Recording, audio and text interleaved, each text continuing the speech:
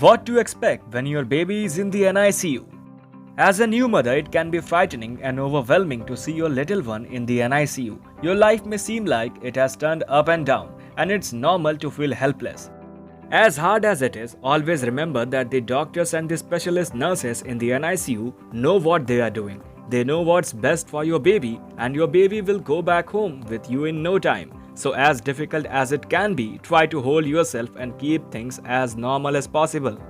In today's video, we have discussed what you can expect when your baby is in the NICU. Watch till the end of the video and don't forget to like and subscribe to our YouTube channel. We post new videos every week. What is the NICU? When babies are born prematurely, health problems crop up, or if they have had a difficult birth, doctors might recommend monitoring your baby in the NICU. NICU stands for Neonatal Intensive Care Unit. It is a hospital intensive care unit that specializes in caring premature and ill newborn babies.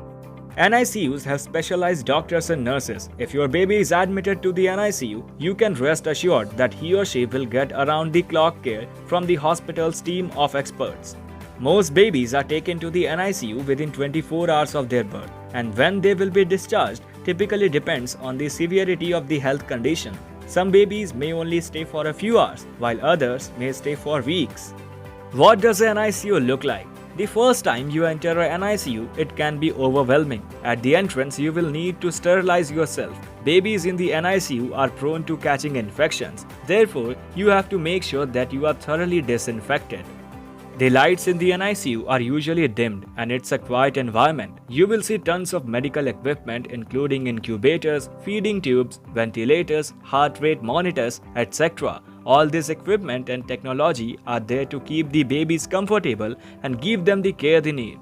Who can visit the NICU? Only parents or immediate guardians are allowed in the NICU. Other family members may be allowed to visit but only during scheduled hours. Everyone who enters the NICU has to change into hospital gowns and sterilize themselves. If you are tempted to bring your baby's loveys into the NICU, you will have to check in with the nurse first. Advantages of having your baby in the NICU. The NICU is not a bad thing after all. There are some unexpected advantages of having your little one in the NICU. Number 1. Your baby will have the best caregivers. The NICU is a specialized unit and only a team of experts are allowed there.